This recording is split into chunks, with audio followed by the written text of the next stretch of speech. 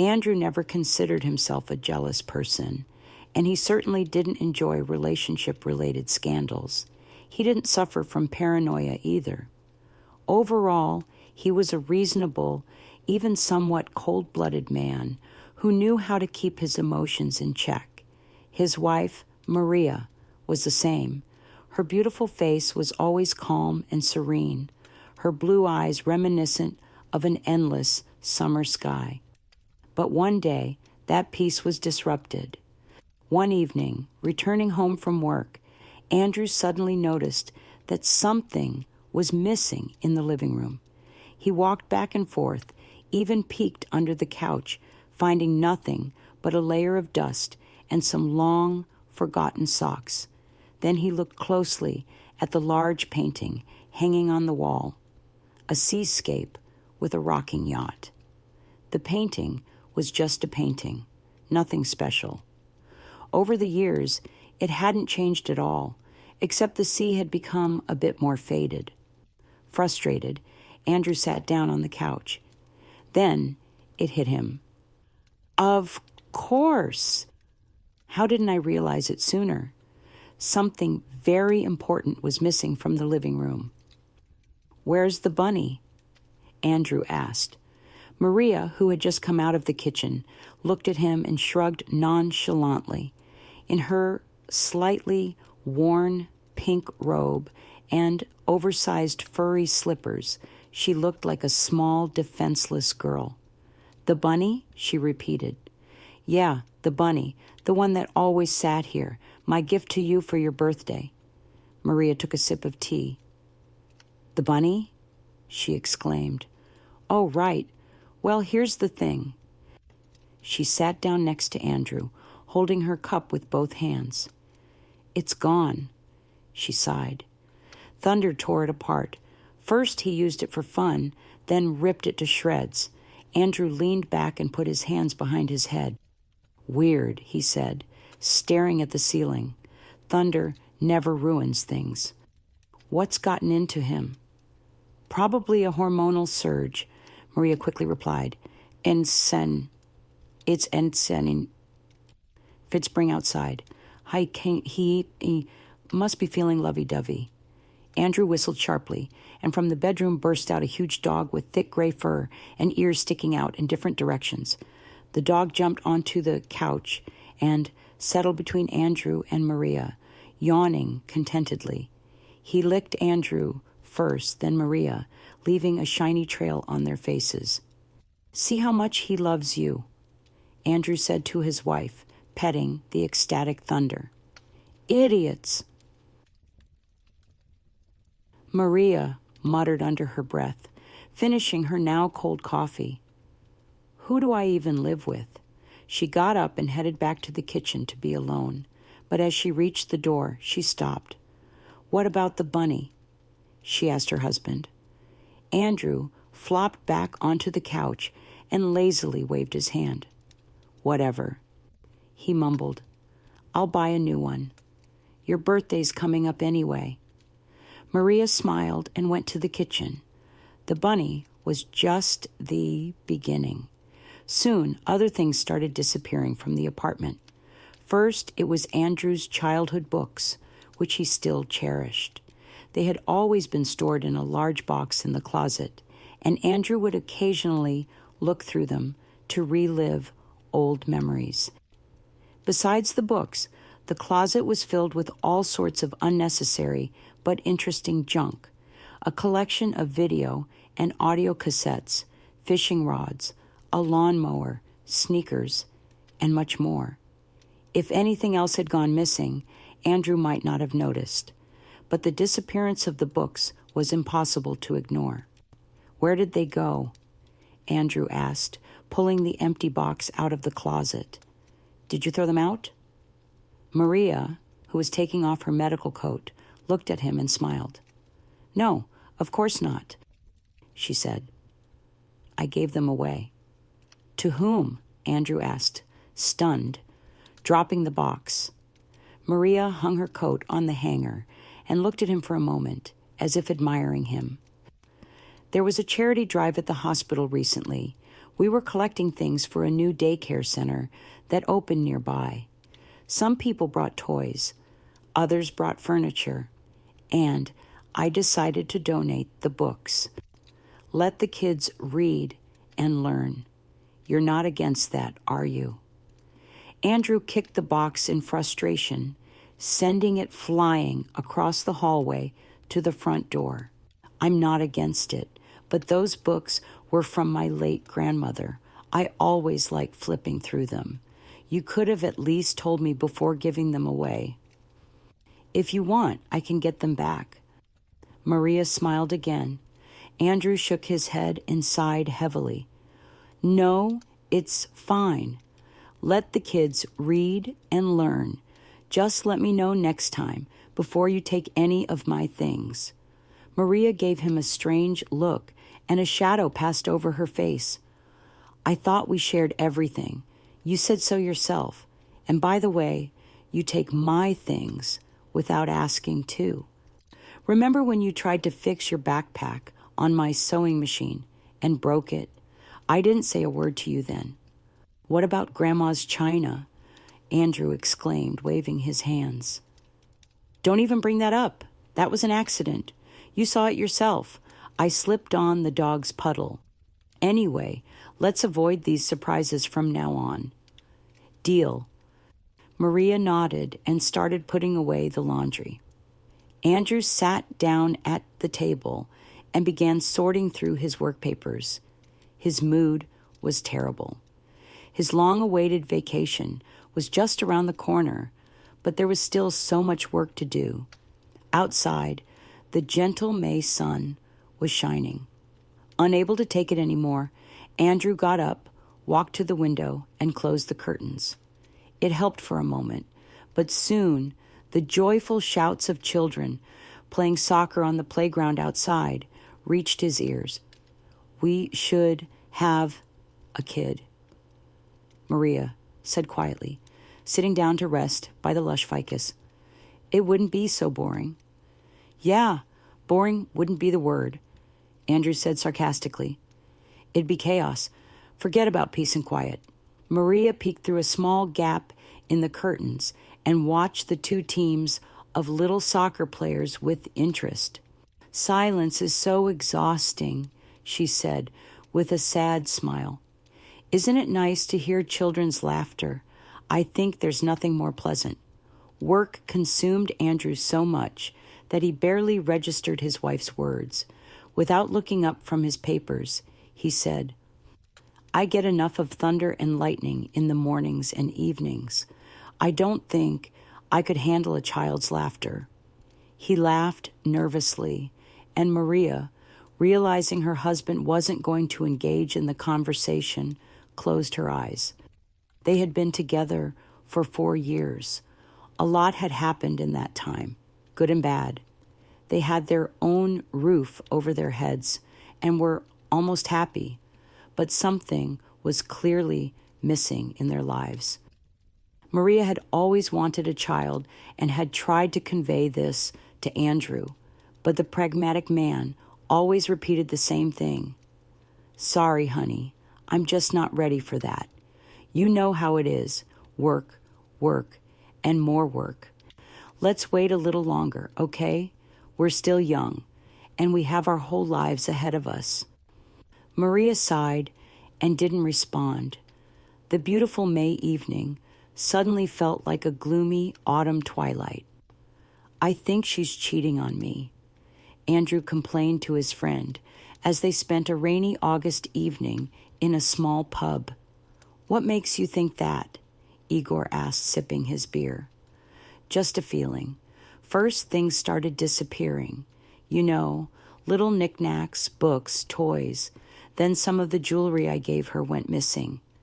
I think, Igor, she's found herself a man, and the toys are for his kid. Makes sense, right? Makes sense, Igor agreed. Any other evidence? Andrew scratched the back of his head thoughtfully. Evidence? Not really, except for Maria being late from work. A lot lately. She says she's held up, but you think she's lying?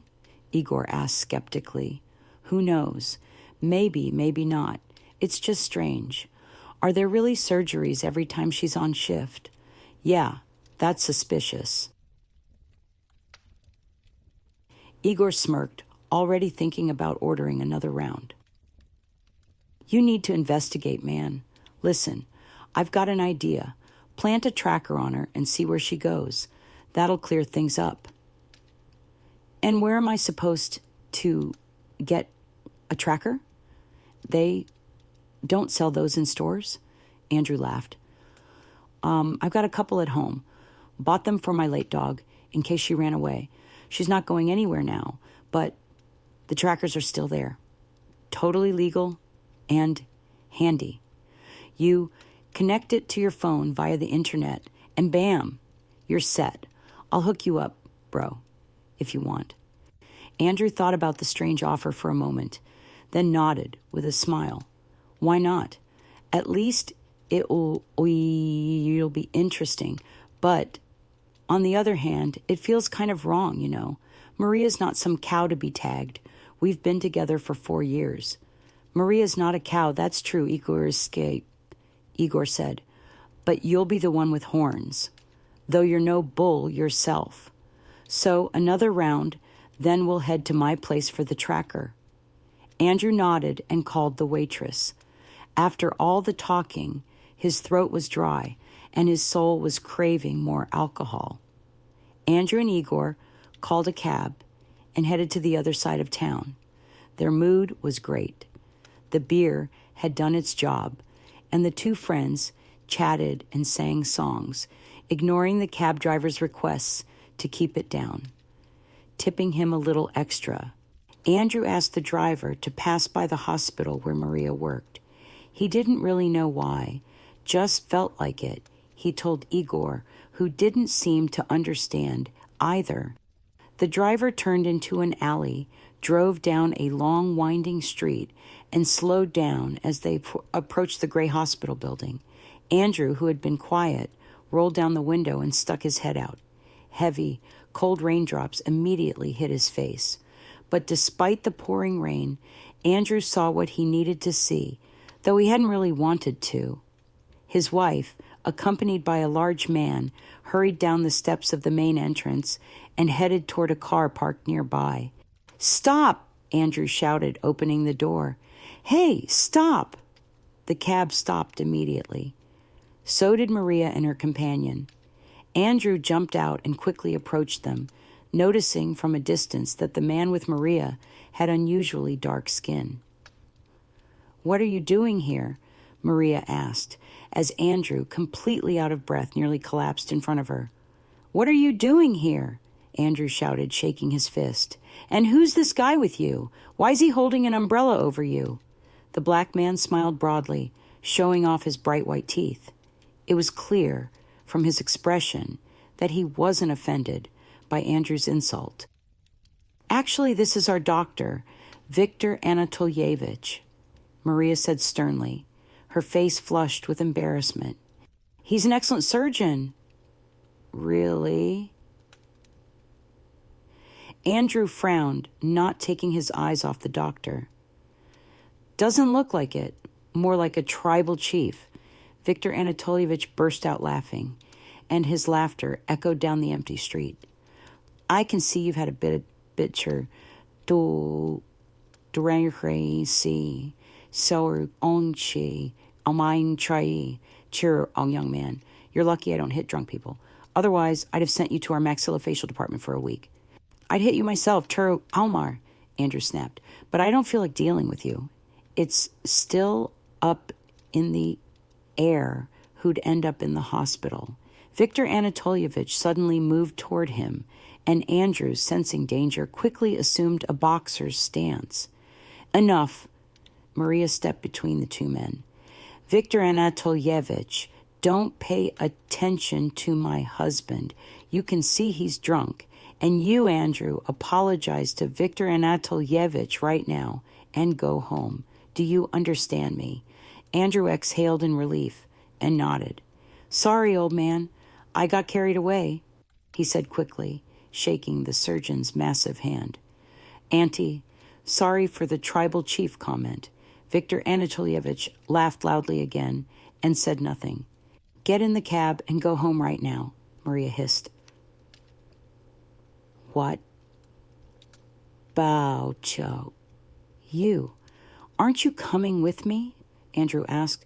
No, Viktor Anatolievich will give me a ride. You know, I can't stand the smell of alcohol. It makes me sick. And you too. She glanced at Igor, who had stumbled out of the cab. Reek of it. Well, you see.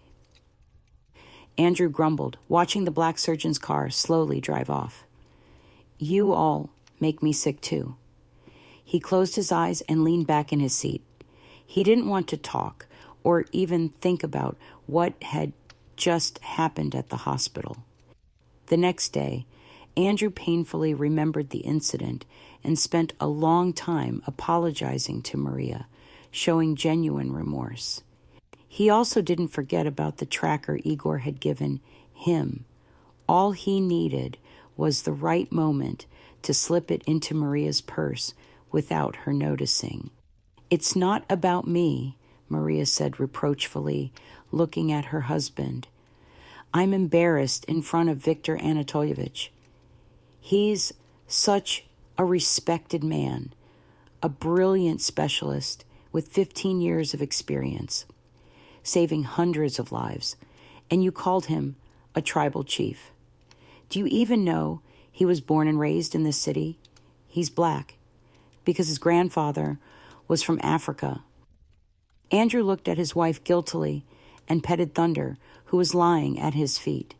The dog was the only one happy to see him, gazing at his owner with puppy-like adoration, grateful for the treat.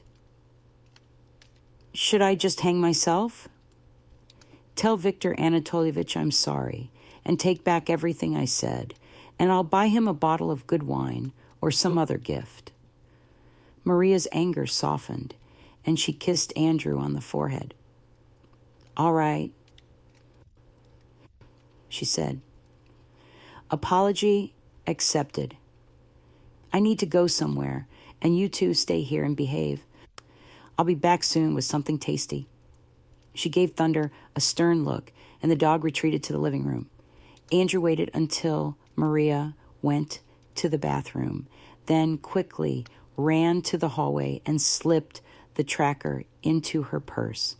He returned just as fast and stuffed a pancake into his mouth, whispering, I'll get to the bottom of this, honey. I'll find out everything soon.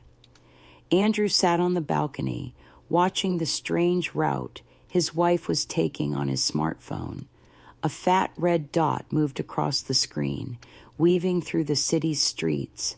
It stopped near an orphanage, lingered for a while, then moved on, this time toward a large cemetery on the outskirts of town.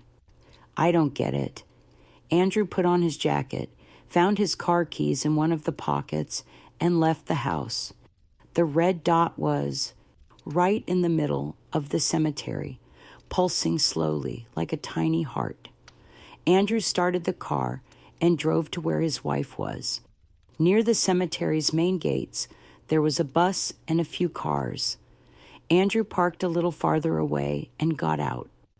It was hot and dry.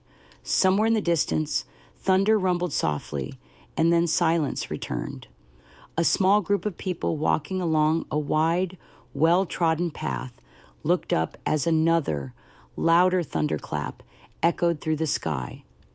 Wiping sweat from his forehead, Andrew hesitantly walked toward the gates, but stopped when he saw Maria holding the hand of a little boy who was clutching the same white bunny Andrew had given her for her birthday.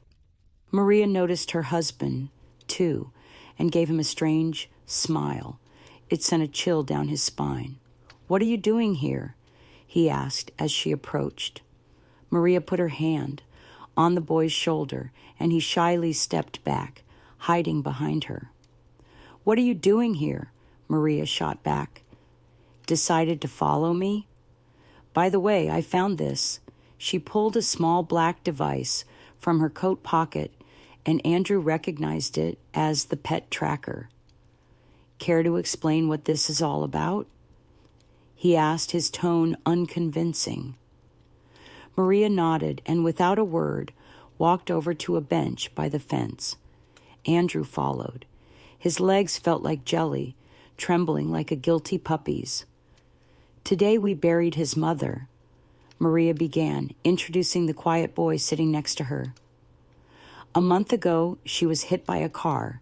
She was brought to our department. We did everything we could, but she fell into a coma.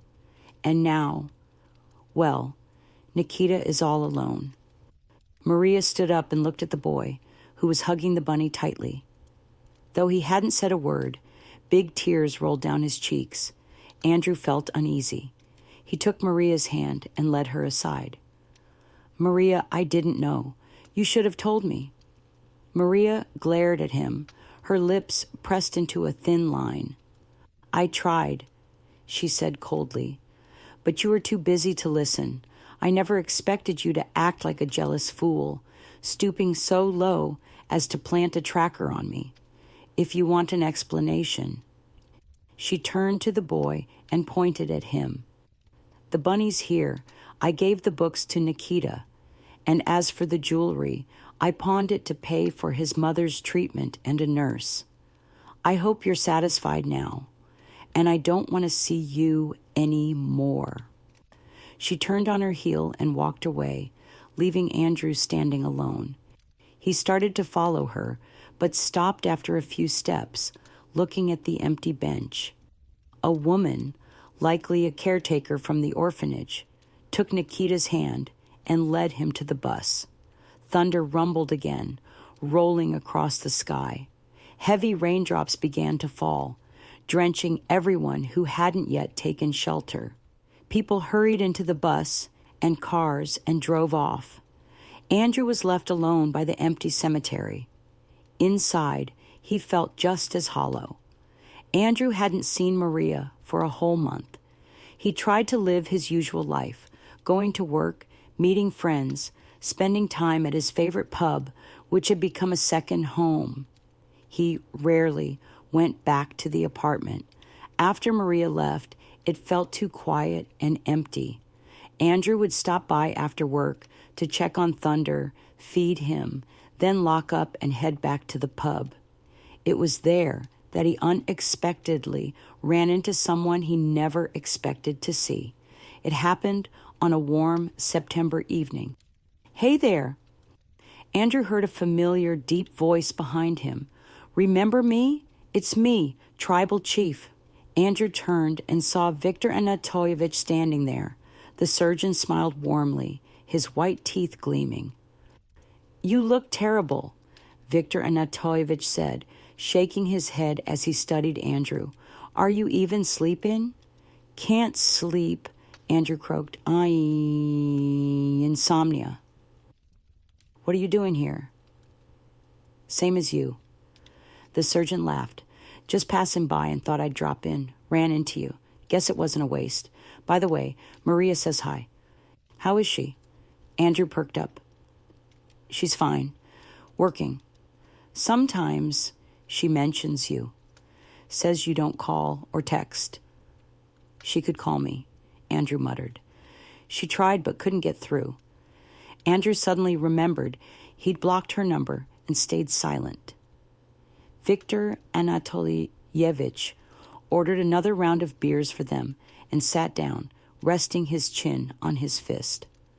"My wife is dying," he said.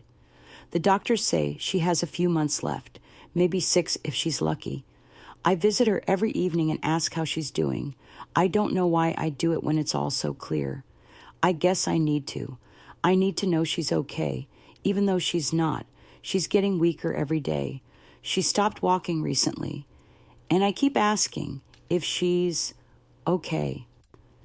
Viktor Anatolyevich wiped his face and smiled sadly. "I'm sorry." Andrew nodded. "I hope things turn out better. You've got to believe." "I'm sorry." Andrew nodded. "I hope things turn out better. You've got to believe." The surgeon didn't respond. He just looked at Andrew, his eyes filled with sorrow. It's always hard to lose someone you love, Viktor Anatolievich said, rubbing his sweaty palms. Especially because of your own stupidity. You understand, don't you? He suddenly reached out and grabbed Andrew. Your wife loves you, you idiot, the surgeon hissed. I don't know what she sees in you, but she can't live without you. And you don't get that. Now imagine yourself in my place and Maria in my wife's. What would you do? He let go of Andrew, who nearly fell backward. Appreciate what you have, Viktor Anatolievich said sternly, standing up. Because you could lose it all at any moment. Bury your pride and call her. She's waiting. With that, the surgeon gave Andrew a firm pat on the back and walked out. Andrew waited for Maria by the small floating restaurant where they'd had their first date 5 years ago. In his hands, he held a huge bouquet of white roses, Maria's favorite flowers, which he hadn't given her in a long time. He wanted to make up for it, buying every white rose he could find in the city. When he saw Maria approaching in the distance, his heart raced, just like the first time he'd seen her. Slowly, as if floating, Maria came closer and smiled warmly. Wow, so many roses, she said, taking the bouquet. Where are we going to put them? There's plenty of room at home, Andrew said quietly, looking down. Since you left, it's felt so empty, and there's room for that boy too. Nikita, right? Andrew waited for Maria's response, but she just silently admired the roses, gently touching the delicate petals. Of course, she finally said, taking Andrew's hand. There's room for him too. Andrew sighed in relief. The heavy, icy weight that had been crushing his heart for the past month suddenly melted away. Whether it was the bright September sun or the warm smile on Maria's face, he didn't know. All that mattered was that it was finally over. I'm sorry. Ain't she?